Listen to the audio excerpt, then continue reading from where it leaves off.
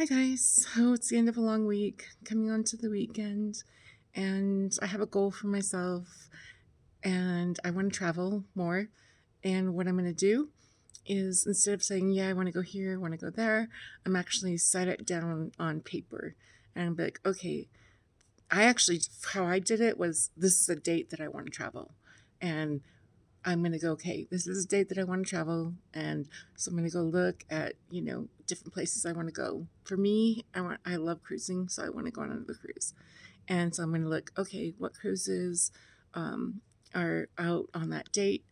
And I want to choose a different port than I've been out of. So I'm like, okay, so let's just like break it down. And then be like, okay, so how much would the cruise cost? How much is the airfare? What other expenses do I need to look into? And just kind of like do a break sheet of all that. And then you can actually have a more concrete um, look into achieving that goal. And it gives you more inspiration to be like, okay, I'm going to put this aside, I'm going to do this, and I want to do this. And so I want to share a video later on, not right now, where how I break down what I feel is important to me for a cruise and what I don't feel important to me. And then you probably heard me say it before, but always, always, always arrive at least one day before your cruise. I like to do 2 days because things happen, with travel. You just you don't know. So you just want to make sure that you're prepared. Like when I was thinking about this, I thought back on, I think it was 2019. I think it was 2019. And I had gone to an event, kind of like a seminar kind of thing for people who have, I keep saying, sorry. Yeah, that's why it's hard for me to script. Anyway, for people who had an acoustic neuroma tumor like I did, and I went to that event, and that was the first time I traveled by myself. It was pretty scary.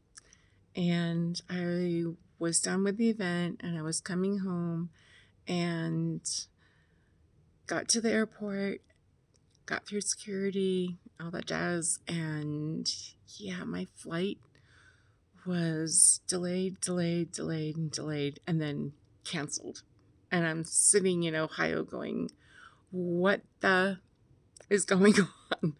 I was talking to my husband during that time, and so I was very fortunate to have. It was actually a guy he does this kind of thing on the runway, and for whatever reason they were inside, and he just plopped me in a wheelchair and took me over to the last flight out of Ohio that evening. So yeah, always have some kind of, and so that's what I was saying is, look, when we come back off a cruise, we always stay one day after the cruise so that we know that we're pretty much good, and then I have a chance to rest and regroup, because traveling can be very stressful. And I'll go through some videos on that too, how you can prepare for that, and places that you can to go and just chill and relax and try to regroup and rest and all that. Anyway, I love you guys. If you want to follow my journey,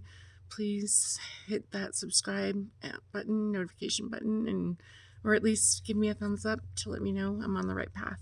Okay, I love you guys. Bye.